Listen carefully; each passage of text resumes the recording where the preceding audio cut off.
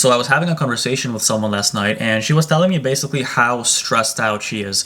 The fact that she has to get all these things done, lots of forms. She's basically switching jobs, and she basically has to complete a lot of documents and forms and all the things that you need to do whenever you start a new job, while at the same time working her current job, also try to go to the gym and somehow balance all of that and get all of that done in 1 week.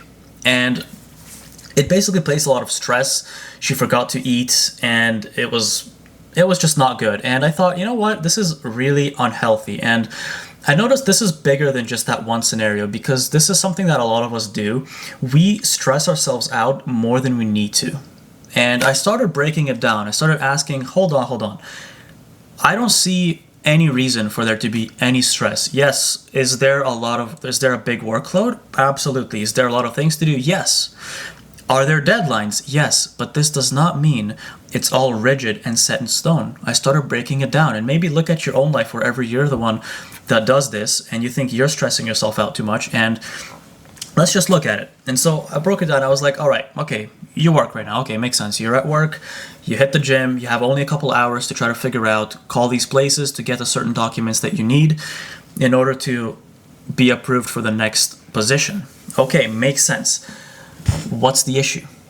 Why can you not why did you forget to eat? Or why did you think you don't have enough time to eat? So now your body is hungry after the gym, and you're now in a stressed out situation, and you're trying to fill everything out. You're increasing your cortisol. Like, what is the point of that? Would anything have happened if you ate? If anything would have happened, you would have felt better and done this more peacefully. But okay, you ate. But no, and she kept explaining, but there's just so much to do. I have to get this all done, or else I'm screwed because it's past the deadline. No. And it's fine. All right, my camera's low battery. I better make this quick. So the point is, obviously your new employer is going to know that you're currently working. Obviously you're telling them, hey, I'm going to start in X amount of weeks because I need to give them a leaving notice, like a 2 weeks leave notice. And they know you're working. Obviously, you're going to try your best, but they're just telling you their standard procedure for onboarding. They just want to make sure everything goes smoothly in the onboarding process, and that's why they only gave you a week to do it. But if you don't do it in that week, what's going to happen? They're not going to pull the position from you. They've already selected you for the position. They're not going to pull it away. So that reduces the stress, right? They're not going to take it away from you. If you don't get something done, you can communicate that. Hey, I've been working on this appointment for this one paper, for this one medical checkup that I need to do is going to happen on Tuesday of next week, so I won't be able to get that in for you. Until that happens, explain that. They will understand. That's okay. There's also other humans behind that, right? And I'm just using this example, but we often forget that we're human. And in this case, I would say we're only human. We only have 24 hours in a day. I'm already working. I'm already doing all these things. If I can't get it done on time, it's not the end of the world. I'm not going to cut into my sleep because I need to fill out some documents. What can I do if I call the medical center and they said the only available appointment is Tuesday next week? The world doesn't come crashing down. You can explain to them, hey, I'm going to get you all the papers I can this week, but these ones is going to happen next week. Fine, that's okay. And just to build on that more from that example, you need to understand, whether it's in the work environment and maybe it's very busy, it's a busy month, a busy quarter, a busy day, and you're doing everything already and you're stressed out. Why are you stressed out?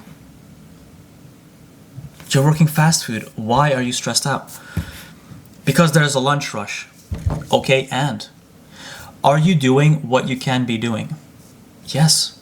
You're probably already working at your full capacity. You're good. Your boss can't expect you to do more. They're not going to fire you over this. The customers are going to start getting impatient. I don't care. Let them. I'm doing what I can. I was working at this place, and it was like this coffee shop, and basically it was only me at one point that was on. The other person was gone and they were on break, but it was just me, and it just so happened a few customers lined up and I had to do one after the other, and they had some big orders, and I was chill. I was giving each person an equal opportunity. I was giving them good service. I wasn't rushing it. I wasn't just like, okay, what's next? You know, order, hurry up, make their coffee shitty. I didn't do any of that. I took my time with them. I did what I could, and by the time I got to the third customer, they were like, "You guys are awfully slow today.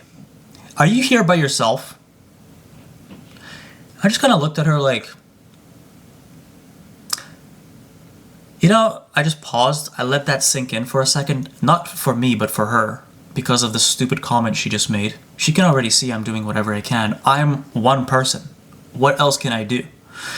I'm gonna give the other people the benefit of the doubt that they can see what's going on, that they're also a human being. I don't care if they're getting impatient. Maybe they have somewhere to be.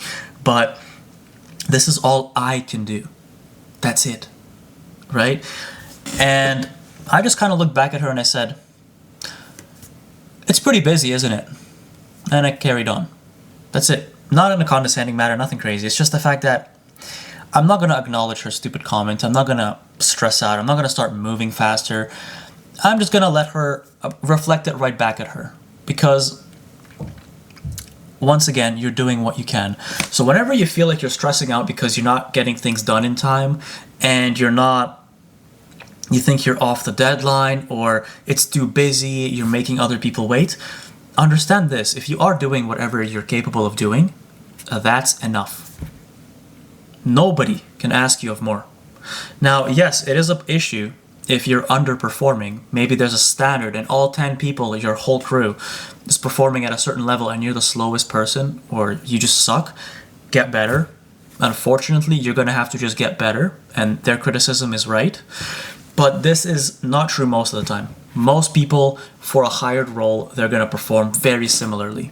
So most of the time, you can tell yourself, "Hey, I'm doing what I can, and I think I'm doing just fine. I'm doing great." And you keep telling yourself that, and eventually you won't even feel stressed out just because it's a busier environment. And what ends up happening is you become the only person that's the calm inside the storm. You're the person that is chilling, doing their thing calmly, while all the other coworkers that you have are rushing, making mistakes, panicking, and you're just like that one person everybody can lean on. You're that grounded individual. Everybody likes it when you're there because amidst all the chaos, you're the person who is reasonable, logical, and grounded. That's what's going to keep you grounded. So don't forget that. Remind yourself you're doing what you can.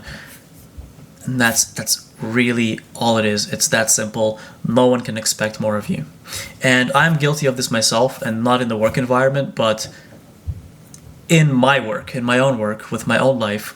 I always feel like I am behind. I always feel like I have to do more. I haven't done enough. And funny enough, today this is actually my 5th video I'm recording, and I've already had gym and a full work day, and I basically have these 2 hours before my bedtime, and I'm using up the whole time to plan out, strategize every video. I don't just pull them out of my ass. I break it down. I have some certain things I want to talk about, my points. No script. I don't do scripts, but I'm just using my time. And even after recording this, I'm going to sit there like, I could have done more. I should stay up another hour. I think I can get more done. And you sometimes just have to tell yourself, it's okay. Look how much you did. Just look at this. You've done your whole day. There's no need to stress about that.